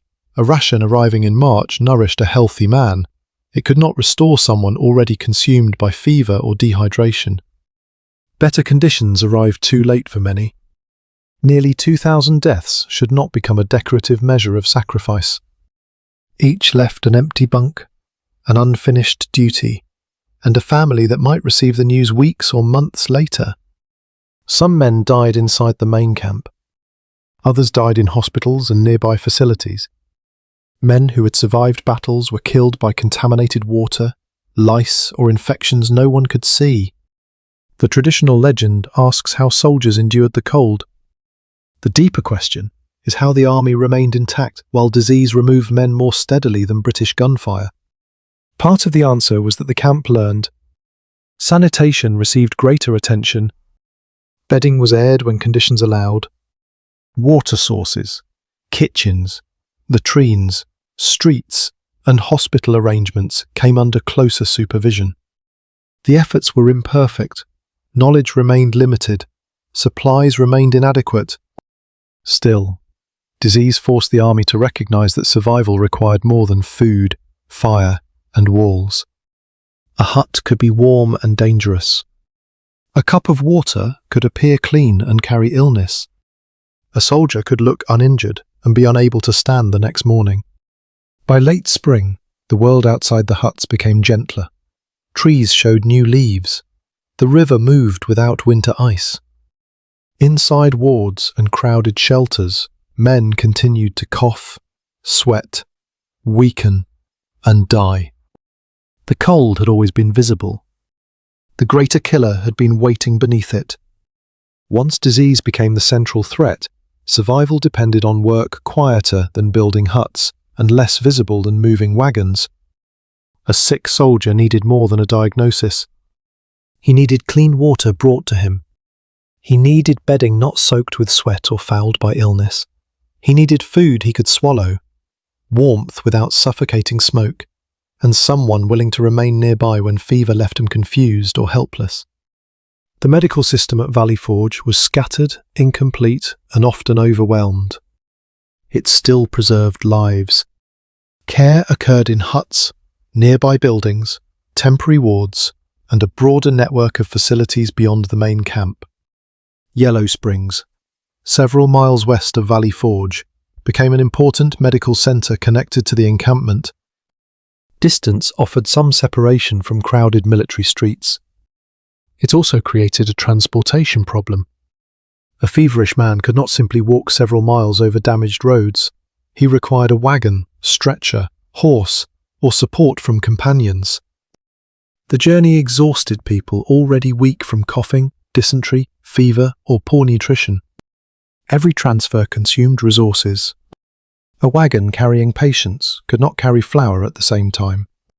A soldier escorting the sick could not stand guard.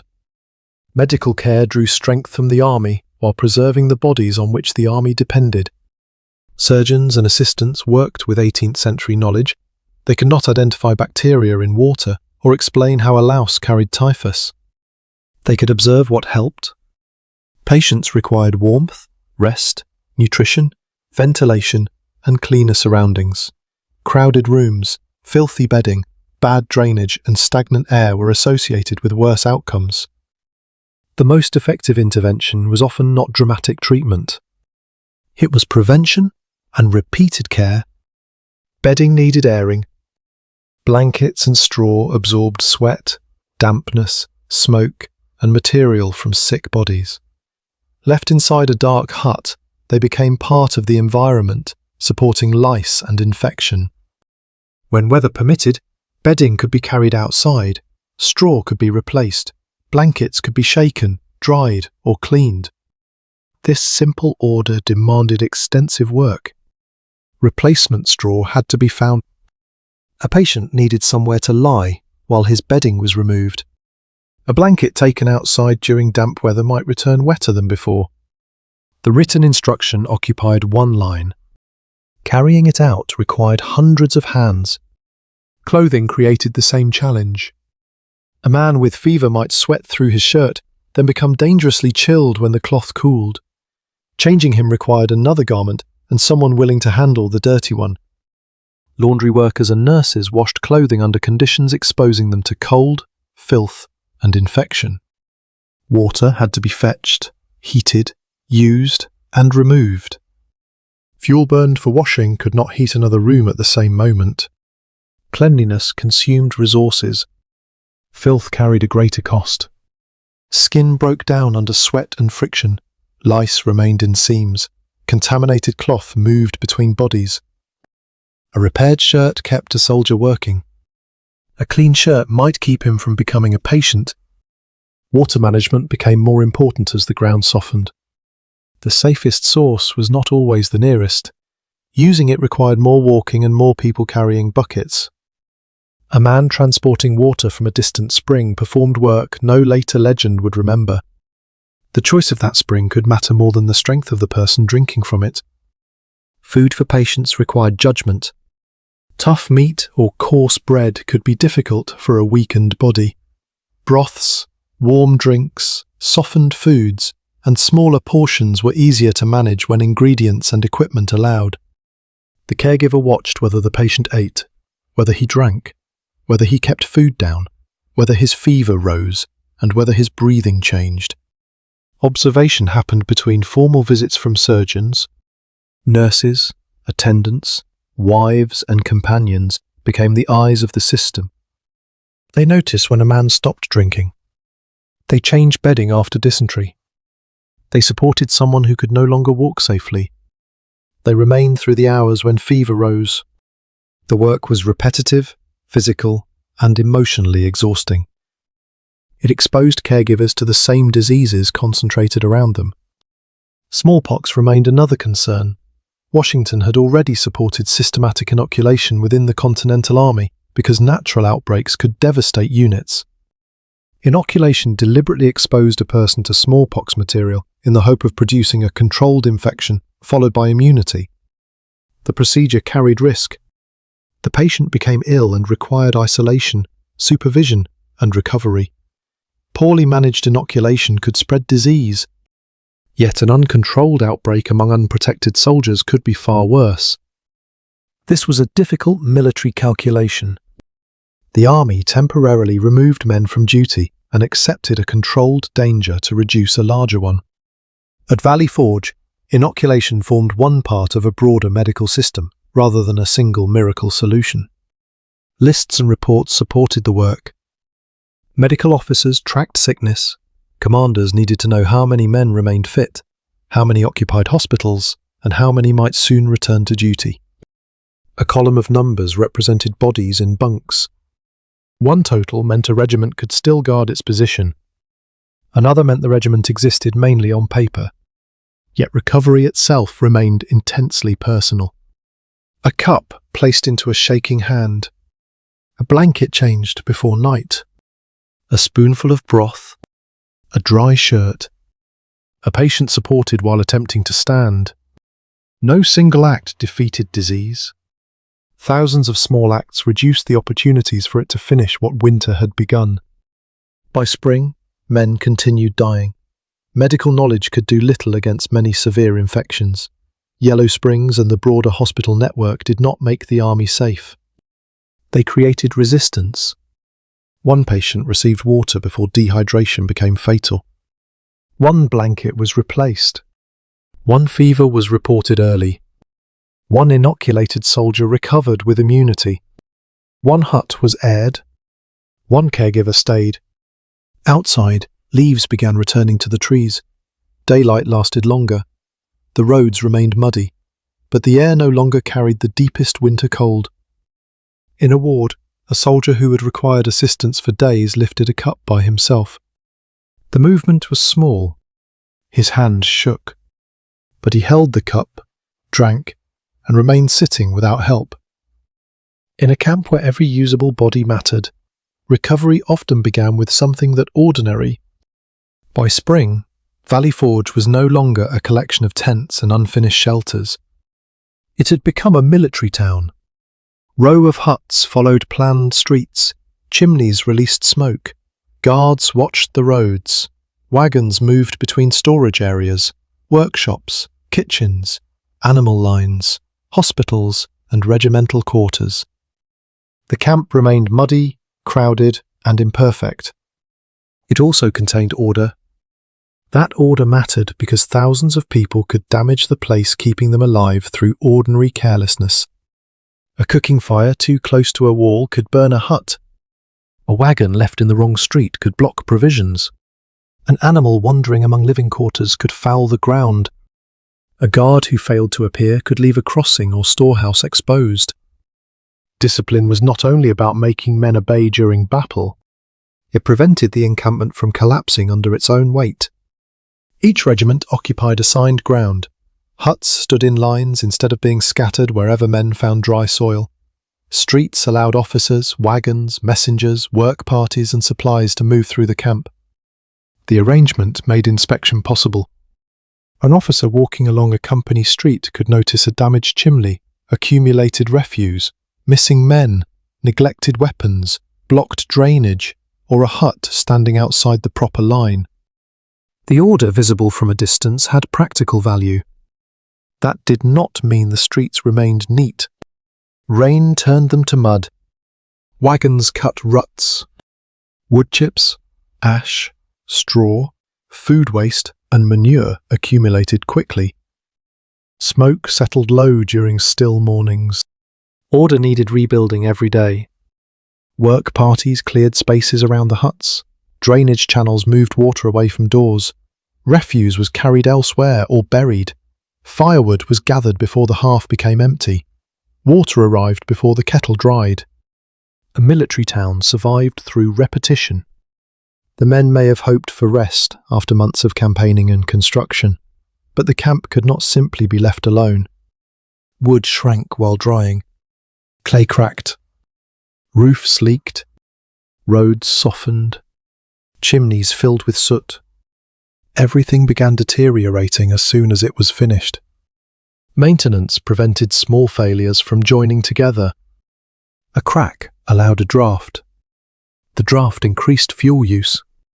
More fuel required more labour. More labour consumed more food.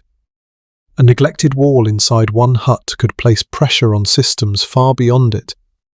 Officers organised these demands through rosters, inspections, reports, and work details. One group guarded a road while another collected fuel. Some repaired defensive works.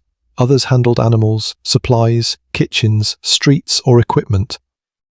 The same man did not perform the same duty every day. His usefulness depended on health, clothing, skill, and immediate need. A soldier familiar with wood might repair a wagon or hut. A literate man assisted with records. A strong team moved timber. Someone recovering from illness received lighter work until strength returned. The army was learning to use people as parts of a connected organisation rather than identical bodies carrying muskets. Paper helped reveal the organisation. Returns listed men present, absent, sick, fit, poorly clothed, detached, or assigned elsewhere. Officers recorded weapons, ammunition, provisions, tools, and equipment. The records were never perfect. Men moved. Reports arrived late. Numbers conflicted. Yet without them, Washington could not know what kind of army he commanded. A regiment contained hundreds of names, and perhaps only a fraction of that strength on the road. Another possessed enough men but too few shoes. A third had muskets requiring repair. The difference between total strength and usable strength shaped every military decision. Could the camp defend itself? Could a brigade patrol the roads? Could the army move quickly if the British left Philadelphia? The answers live partly in ink. Inspections returned those numbers to physical reality. Weapons needed cleaning despite damp air and smoke. Flintlocks had to remain functional. Leather cartridge boxes required care. Ammunition needed protection from moisture. A musket might appear complete and still fail because of rust, damaged springs, poor flint, or fouling in the barrel. Near one fire, a man dried stockings. Near another, He cleaned the weapon he might carry into battle. The two tasks protected the same body in different ways. Defensive works demanded continued labour as well. Valley Forge's ridges and river approaches made the position defensible, but terrain alone did not create a fortress. Soldiers built redoubts, trenches, and fortified points to guard likely approaches. Frozen or wet ground had to be dug. Logs required placement. Positions needed guards. A fortification was useless without men who understood where to stand and how to respond. British forces remained close enough that the encampment could never become only a settlement of workers and patients. The army had to recover while maintaining readiness. This produced an unusual rhythm. 1 hour, a soldier cleared a drainage channel. The next, he stood guard with a musket. He moved from bucket to weapon without leaving the larger work of survival. Discipline connected these tasks. Orders determined who rose, who assembled, who guarded, who worked, and who reported the result. The rules could feel intrusive or unfair, especially when issued by officers living in better quarters. Punishments for theft, desertion, disobedience, or neglected duty could be severe. The army needed obedience. Obedience did not make hardship equal. Rules alone also could not hold the place together. Habit mattered. After months at Valley Forge, men knew when the fire needed attention, where water could be found, which roads failed after rain, and who could repair a particular object. They recognized the daily sounds, the calls, axes, wheels, hammers, animals, commands, and movement of work parties. Routine reduced the number of decisions required. A soldier no longer invented survival each morning. He rose from the same bunk, stepped into the same street, joined the same mess, and performed work inside a structure that had become familiar. Familiarity did not make Valley Forge pleasant. It made the camp manageable.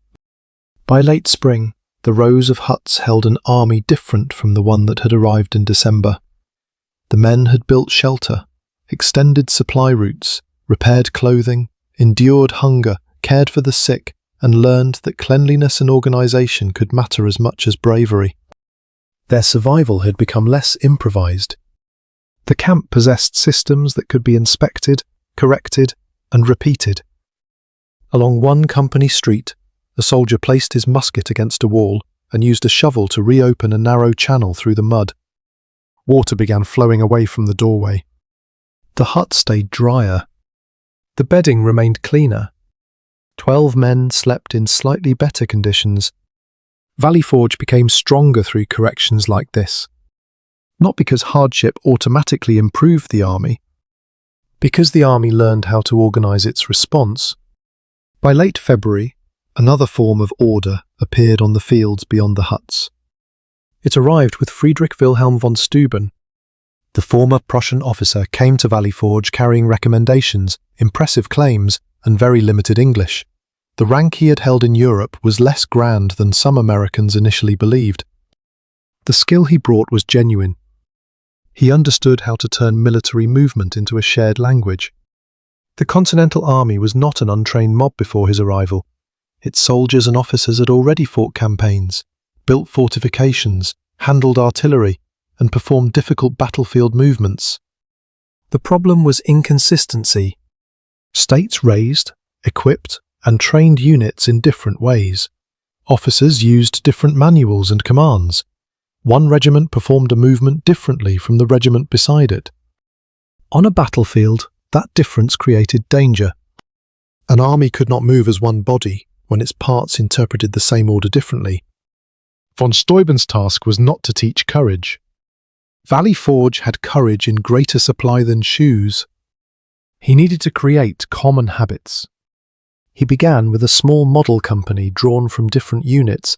Rather than attempting to instruct the whole army at once, he trained this group carefully so the men could return to their regiments and teach others. One lesson multiplied through many bodies. The soldiers learned how to stand, turn, march, load, fire, form lines, and change direction according to a more consistent system. Movements were broken into clear steps and repeated until they required less conscious effort.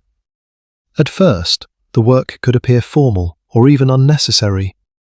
A man who had survived hunger, disease, and months of war might wonder why the exact position of his feet mattered. Then the line began moving together. A company could turn without dissolving into confusion. Soldiers loaded through the same sequence. Units formed and reformed with greater speed. Repetition transformed small details into reliability. Von Steuben did not remain far away, issuing elegant instructions. He demonstrated. He corrected. He moved among the men and communicated through interpreters, gestures, fragments of language, and a forceful personality requiring little translation. French-speaking officers sometimes helped. When vocabulary failed, tone completed the sentence. The soldiers may not have understood every word. They usually understood when he was displeased. His methods were practical. He explained the purpose behind movements and trained officers to teach rather than merely command. He adjusted European principles to the army standing before him. This was not a polished Prussian parade ground. It was Valley Forge. Men drilled in repaired coats and mismatched clothing. Some returned from illness and were still regaining strength. Mud clung to their shoes. The ground did not always cooperate with precision. That imperfection made the work more useful. The next battle would not occur on a polished floor. Commands needed to remain understandable through smoke, noise, uneven terrain, fatigue, and fear. Drill reduced the number of decisions required under pressure. A soldier did not need to invent a response when the line changed direction. He followed a sequence already stored in the body. The musket demanded similar order. Loading required several actions performed correctly while men stood close together. A cartridge had to be handled, powder used, the charge placed, the ramrod managed, the lock prepared, and the weapon brought into position. Under battlefield pressure, confusion caused delay, damaged equipment, or endangered companions. Practice did not remove fear. It gave fear fewer opportunities to disrupt the hands. Von Steuben also cared about camp arrangement, equipment, guard routines, sanitation, and company organization. In his system, discipline extended beyond the drill field. A careless camp became sick. A careless formation became vulnerable. Small failures spread through the group. The soldier, learning to align himself in a firing line, also learned that his equipment, sleeping space, and assigned duty belonged to a larger structure. He maintained more than his own musket. He preserved the function of the men beside him. Training added a new sound to Valley Forge. Earlier months had been dominated by axes, hammers, wheels, animals, coughing, and work parties. Now commands carried over open ground. Feet struck the earth together. Muskets shifted against shoulders.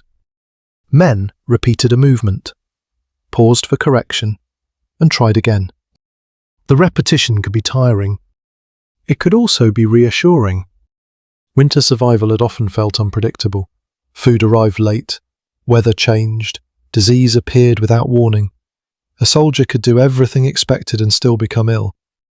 Drill offered a problem with a visible correction. The movement failed. Von Steuben, or another instructor, corrected it. The company repeated the action. Improvement could be seen. This restored purpose. For months, much of the army's labour had been defensive and domestic. Men built shelter, carried fuel, repaired roads, guarded stores, and attempted not to become sick. These tasks were essential. They could make the war itself feel distant. Drill reminded the men that Valley Forge was not intended to become permanent. The huts preserved soldiers for movement. The roads brought food so the army could march. Medical care returned bodies to duty. Every repaired shoe pointed beyond the camp. Von Steuben helped connect those preserved bodies into a more dependable military whole. Officers changed as well. A standardized system reduced their freedom to teach whatever method they preferred. They learned the same procedures and passed them downward. This could threaten pride. An officer who had already led men in battle now found himself corrected by a foreign volunteer with limited English and extremely clear opinions. Common standards mattered more than individual elegance. When two regiments met on the battlefield, their movements needed to fit. The army gradually acquired that shared structure. Von Steuben's regulations would later influence American military practice for years. At Valley Forge, the system first existed as voice, gesture, repetition, mud, and men trying to place their feet correctly. His importance should not become a miracle story. He did not single-handedly create the army. He did not fill empty stomachs or cure disease. A perfectly trained soldier still needed shoes. A neat formation could not march far without food. What the training did was connect survival to future action. The army had endured long enough to learn from its endurance. It had built systems for shelter, supply, maintenance, and care. Von Steuben added a more consistent system for movement and combat. As spring advanced, companies responded to shared commands. Officers controlled formations more reliably. Soldiers handled weapons with greater confidence. Their bodies carried the memory of repeated practice. Behind them, smoke continued rising from the hut city. Sick men remained in beds. Wagons still struggled through mud. Nothing had become easy. But the army was no longer merely holding itself together. On one field, a line of men turned at a command and moved forward in rough unison. The coats remained patched. The ground remained uneven. For the first time that winter, the repeated sound of their footsteps suggested not survival alone, but direction. Training gave the army direction. Supply reform gave it strength to move. By early spring, the worst days of hunger were beginning to recede. The improvement did not occur because Pennsylvania suddenly contained more food, or because weather solved administration. Food had existed around Valley Forge throughout the winter. What changed was the machinery between the farm and the soldier. Washington had spent months sending complaints, requests, warnings, and reports to Congress and state authorities. He described men without bread, animals without forage, wagons without teams, and soldiers unable to serve because they lacked clothing. The government knew the army was suffering. Knowledge did not move a wagon. Congress could pass resolutions, appoint officials, reorganize departments, and demand reports. None of those acts pulled a wheel from mud or persuaded a farmer to accept weak currency. Reform mattered only when it changed what happened on the road. Nathaniel Greene became quartermaster general in March 1778. He accepted the position reluctantly. Greene was a battlefield commander and preferred to remain one. The quartermaster's department controlled much of the physical movement behind the army. Wagons, horses, tents, tools, transport, forage, and the network needed to place them where they could be used. It was not glamorous work. A quartermaster did not win by capturing a hill.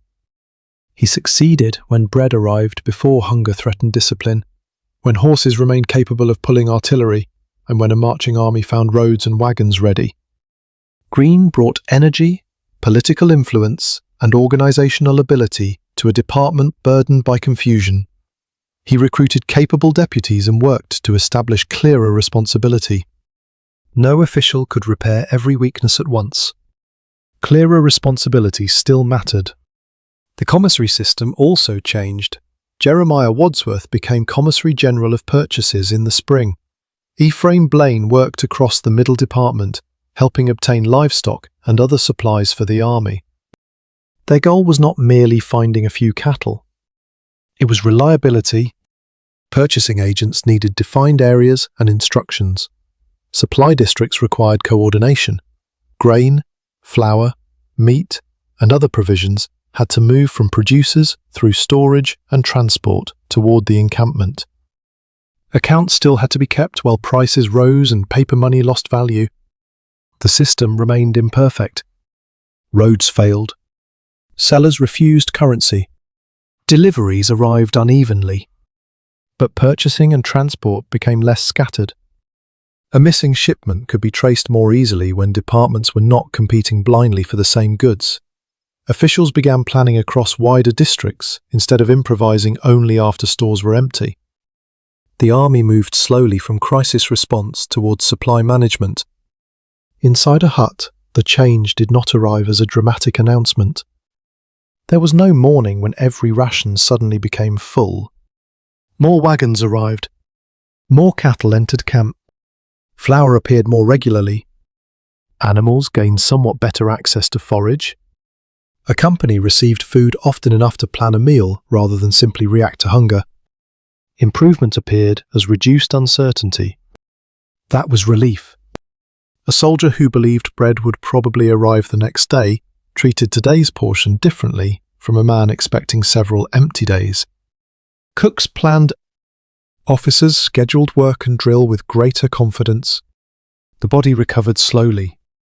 One meal did not restore a man weakened over months. Strength returned through repeated nourishment, sleep, and reduced exposure. Men recovering from illness required even more time. Supply delivered calories. It could not command damaged bodies to heal immediately. Spring supported the reforms. Longer daylight gave work parties more usable hours. Roads remained muddy, but repeated deep freezes became less common. River crossings became more predictable. New grass gradually reduced pressure on animal fodder. Wagons still broke. Horses still weakened. Rain continued turning roads into difficult ground. The environment simply stopped opposing every movement with the same intensity. Better organization and better conditions began reinforcing one another. A stronger transport department used improving roads. More reliable provisions supported labor. Healthier soldiers unloaded wagons, handled animals, repaired routes, and guarded supply lines. Systems that had once collapsed together began supporting one another. Money remained a severe weakness. Continental currency continued losing value. Sellers demanded higher prices, hard money, or stronger guarantees. Officials relied on state support, certificates, credit, requisitioning, negotiation, and personal relationships. These methods obtained supplies while pushing part of the war's cost onto civilians. A receipt was not payment. A farmer surrendering cattle for a promise still owned fewer cattle that evening. The army's recovery depended on fields, barns, workshops, households, and civilian transport networks. Some people profited from contracts. Others lost property or waited years for compensation. Military strength was not created from nothing. A miller ground grain. A farmer drove cattle. A clerk recorded a purchase. A teamster inspected a wheel. A blacksmith repaired its iron. A guard watched the road. A commissary officer measured flour. A cook mixed it with water beside a hut fire. Only then did reform become bread. News of the French alliance reached Valley Forge in spring and produced celebrations. France's formal entry transformed the strategic future of the revolution and offered hope that Britain now faced a larger war. The alliance did not directly explain the improved ration inside a Valley Forge hut. French support changed the future. Supply reform changed breakfast. Both mattered. They mattered differently. As food became more reliable, the camp gained momentum. Von Steuben's drills continued, with men better able to stand and move. Clothing deliveries and repairs returned soldiers to duty. Medical care released recovering men. Regiments that had existed partly as lists of sick, barefoot, or hungry men regained usable strength. The army did not become luxurious. Meals remained plain. Huts remained crowded. Smoke still hung beneath roofs. Many men wore patched clothing and remembered companions who had died. Improvement did not erase the winter. It made departure possible. Officers began preparing for movement. Wagons required inspection. Equipment needed counting. Units had to know their true strength. Supplies could no longer sustain only a stationary camp. They had to support an army on the road. During winter, survival meant bringing everything toward Valley Forge. Soon, survival would mean carrying enough of it away. One afternoon, A wagon reached a company street without breaking down. Men rolled a barrel of flour into position. It entered the record, was divided, and moved toward cooking fires. Months earlier, the arrival might have felt like rescue. Now it began to feel like routine. That quiet change, from rescue to routine, was one of the clearest signs that the crisis had passed. Beyond the huts, spring roads stretched toward Philadelphia. The British would not remain there forever. When they moved, Washington's army would need food in its wagons, strength in its animals, and order in its ranks. For the first time since December, it was beginning to possess all three. On June 19, 1778, the Continental Army began leaving Valley Forge. The British had evacuated Philadelphia and were moving across New Jersey. Washington's soldiers now had to abandon the wooden town they had spent 6 months building and follow them. The order to march changed the camp once more. Objects that had remained in fixed places through winter were lifted, packed, counted, or left behind. Muskets were inspected, cartridge boxes closed, blankets were rolled, cooking vessels disappeared from hearths, wagons received provisions, tools, medical supplies, and equipment needed on the road. Animals were harnessed. Companies formed between rows of huts. For months, survival had meant remaining at Valley Forge. Now it meant being able to leave. The army marching out was not untouched by the winter. Nearly 2,000 men had died during the encampment period. Others remained sick or recovering in hospitals and could not join the column. Orders issued before the departure prepared suitable patients for transfer to general hospitals so that the army could move without leaving its medical system in complete disorder. Empty places remained inside companies and around mess fires. No improvement in training or supply could restore those lives. The march carried achievement and absence together. A soldier stepping into formation might glance toward the place where a companion should have stood. Perhaps they had shared a blanket during the first nights, carried the same log, guarded the same road, or taken turns feeding the fire. Now one of them was leaving. The other was not. Valley Forge was never a story in which everyone survived. The stronger truth is that enough people survived, and enough of the army's organization survived, for the revolution to continue. They did not remain alive through toughness alone. They built shelter capable of slowing the wind and preserving sleep. They created routes through which food could move. They repaired shoes and clothing so damaged bodies could return to duty. Women, soldiers, servants, drivers, farmers, craftspeople, medical workers, and caregivers performed the labor that held the camp together.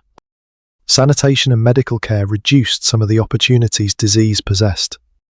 Discipline transformed a crowded settlement into a force capable of moving.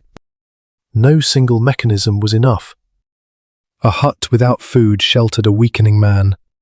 Food without transport remained in a barn.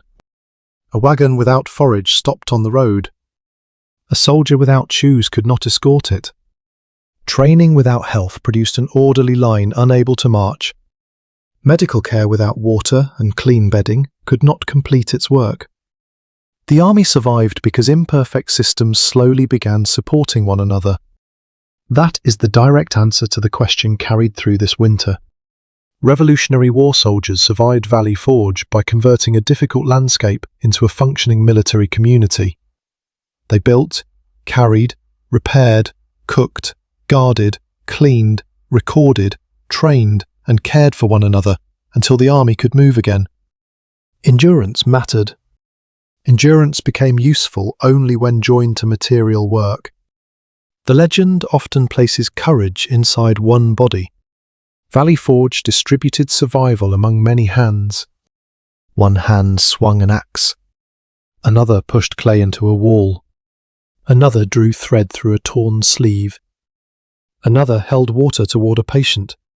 Another guided a wagon through mud. Another wrote the numbers showing how many men remained able to march. Each action was too small to explain the survival of an army alone. Together, the troops leaving in June were more coordinated than those that entered in December. Drill had given regiments a shared language. More dependable provisions restored strength. The routines of maintenance, sanitation, reporting, and care had taught lessons that could travel even when the huts remained behind. The soldiers had learned that an army was more than a line of men with weapons. It was bodies, animals, tools, roads, food, shelter, information, and repeated labour. When these failed, men froze, starved, sickened, or became unable to serve. When they worked, even imperfectly, the army moved. The departure was not a parade from comfort. Coats remained patched. Many men were thin. Equipment was uneven. Wagons creaked beneath their loads. The road ahead promised heat, rain, fatigue, dust, and another confrontation with the British. But the soldiers were no longer waiting helplessly for the next ration or change in weather. They were moving beyond the camp. The column passed the huts built with such urgency during the first weeks. Some still held people too ill to travel. Others stood empty, their doors open and their fireplaces cooling. The wooden town had completed its purpose. It never needed to be beautiful. It needed to preserve enough warmth, food, order, and strength to carry the army into another campaign. Near the rear of the column, an ordinary soldier adjusts the blanket rolled over his shoulder. His shoes are worn, but usable. His musket rests in the familiar pressure of his hand. Around him, wheels turn, animals pull, and boots move across ground that had once been frozen beneath them. He does not carry the hut away. He carries what the hut made possible. Behind him stands a low structure of rough logs and dried clay. Smoke no longer rises from its dark chimney. The door remains open to the mild June air. Inside, an empty bunk rests beside a cold hearth. Outside, the army moves steadily down the road. The hut remains among the trees, quiet evidence that the soldiers survived not because winter spared them, but because together they learned how to build enough protection inside it.